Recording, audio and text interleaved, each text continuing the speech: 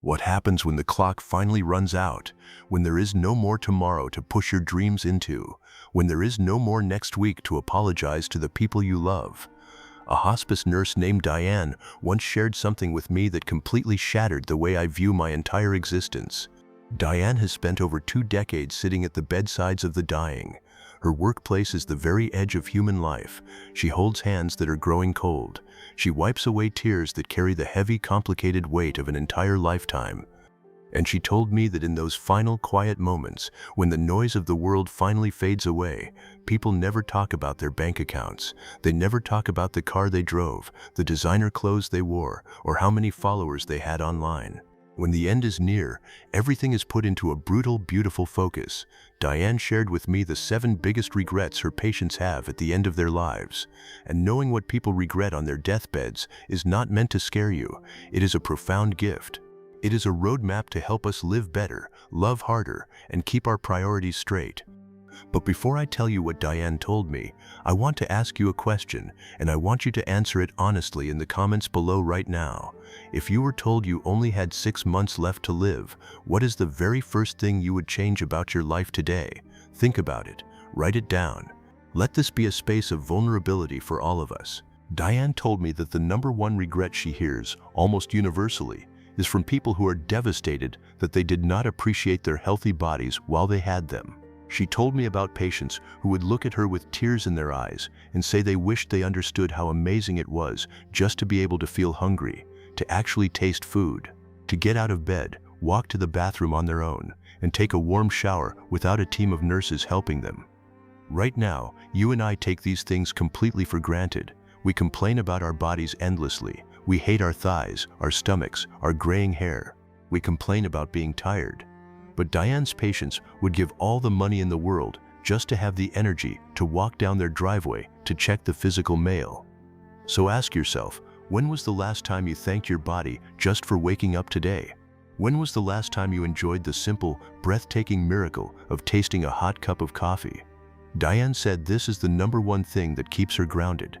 Every single morning, she reminds herself how grateful she is that her legs work, that she can feel the sun on her face.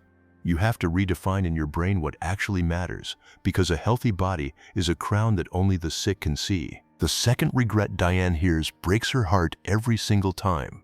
It is the realization of working their lives away. We live in a culture that absolutely glorifies the hustle. We are conditioned from childhood to work, work, work, save, save, save, with the golden promise that one day, when we finally retire, we will start living. But Diane has seen countless patients reach retirement age or get struck by a terminal illness just months before they get there, and they realize they can never reap what they tried so desperately to sow. They tell her over and over, "I wish I hadn't cared about my job so much. I wish I had taken the time off. I wish I had taken the vacation right then and there, instead of waiting for a someday that never actually came." I know exactly what you are thinking right now. You are thinking, "But I have bills. I have a mortgage. I have to feed my kids." And you are right. We have to survive.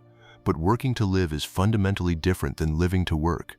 Are you sacrificing the people sitting at your dinner table tonight for a company that would replace you in a week if you died tomorrow? The third regret is an incredibly heavy one. People on their deathbeds often realize with absolute horror that they did not live their own lives. They lived the life that society, their friends, or their parents expected of them. Diane has held the hands of people in their 80s who were still crying over the fact that they spent their entire lives trying to make their long-deceased parents proud, instead of doing what actually brought them joy. They cared so much about the image. They were paralyzed by thoughts like, "What will people think if I quit this career? What will people think if I marry this person? What will people think if I follow my art?" Diane wants you to know that at the very end of your life, the opinions of your neighbors, your critics, and your distant relatives will not matter even a fraction of an ounce. They will not be the ones holding your hand as you take your last breath. I want you to ask yourself right now, whose life are you actually living? Are your choices yours, or are they a script written by someone else's expectations? Tell me in the comments, what is one thing you would do today if you completely stopped caring about what other people thought of you? Diane then told me about the fourth regret, which is always about the people we leave behind. She hears this constantly. I wish I had made up with them sooner. I wish I had swallowed my pride. Patients tell her they wish they saw their family more. They wish they spent more time playing with their kids instead of yelling at them to be quiet so they could answer one more work email. They tell her, I thought I had more time. I thought we would figure it out later. But then they get sick. The end draws near, and suddenly, the petty argument they had with their brother 10 years ago feels completely meaningless. Suddenly, the only thing that matters in the entire universe is love. But sometimes, it is simply too late. Do not let pride rob you of love. If there is someone you are holding a grudge against right now, call them, send the text, be the first to apologize. Time is not a guarantee. It is a fragile privilege. This naturally brings us to the fifth regret Diane shared, hiding true feelings. So many people suppress their deep, genuine feelings in order to keep the peace with others, or because they are absolutely terrified of rejection. As a result, they settle for a mediocre, muted existence. Diane has seen firsthand how many illnesses seem to be bred in the bitter resentment of unspoken words. Her patients tell her they wish they had the courage to look someone in the eye and say, I love you, deeply and fiercely. They wish they had the courage to say, you hurt me and I am angry. They wish they had the courage to say, I am so incredibly proud of you. Words unspoken do not just disappear, they become ghosts that haunt the edges of a deathbed. Don't take your most precious feelings to the grave with you. Express them. Bleed your heart out while it is still beating. Regret number 6 is one that almost all of us are guilty of right now. Her patients say, I wish I hadn't spent so much of my life worrying. When you are looking back at your life from the absolute finish line, you realize that 99% of the things that kept you awake at night, staring at the ceiling in a cold sweat, never even happened. The stress over a slightly negative email, the anxiety about a minor mistake, the absolute obsession over spilled milk, it all vanishes into thin air. A dying person realizes too late that worry is nothing but a thief. It steals the joy of the present moment and gives you absolutely nothing in return. They wish they had allowed themselves to be happier. They wish they realized that happiness is not a destination you arrive at once everything is perfect. It is a choice you make in the messiness of today. A choice they kept putting off for a tomorrow they didn't get. And finally, the 7th regret. Diane hears this as a quiet, devastating whisper. I wish I had been present. We spend our youth desperately wishing we were older. We spend our adulthood anxiously working for the future. And we spend our old age wishing we could go back. We are everywhere except right here, right now. Diane's patients taught her that the greatest tragedy of human life is not death. Death is natural. The greatest tragedy is letting life slip right through our fingers while we are busy looking somewhere else. The absolute magic of your life is happening right now, in this exact second as you sit here listening to my voice. Hearing these regrets can feel incredibly heavy. It can feel scary. But Diane did not share these stories to burden anyone. She shared them to free us, because you and I are still here. Diane shared with me the exact exercises she does on a daily basis to keep her priorities straight, a practice directly taught to her by the beautiful souls who have passed on. I want to share them with you, and I want you to do this with me right now. The first one is the 6-month meditation. Every single morning, before Diane checks her phone, before she starts rushing, she takes a quiet moment, she closes her eyes, and she actively contemplates the fact that she is mortal. She asks herself, if I knew I would be dead in 6 months, how would that change this exact day? Like I said earlier, we cannot all just quit our jobs and travel the world today. But reminding yourself of your mortality does something magical to your brain. It makes you appreciate the sip of your morning coffee so much more. It makes you appreciate the dog laying next to you on the rug. It makes you appreciate that after your meditation, you can walk outside, feel the breeze, and be of service to others.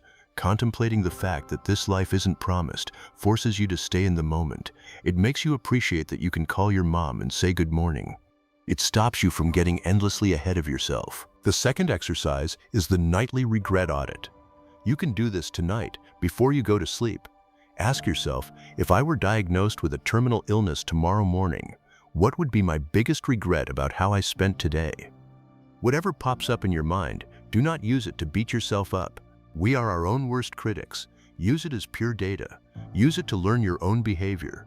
For example, Diane told me that when she does this exercise, her biggest fear is always regretting not seeing her parents enough.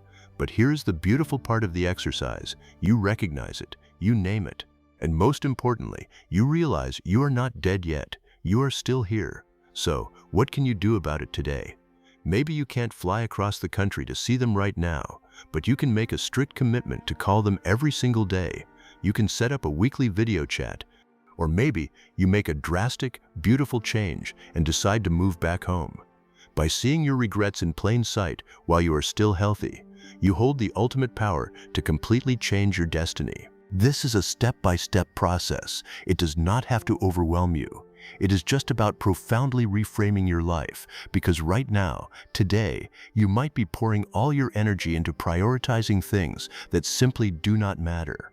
We think about these things and write them down so we can live better. And if we live better and live more fully alive, we will die better when that time inevitably comes. You are listening to this right now because you were meant to hear this message today. You still have time.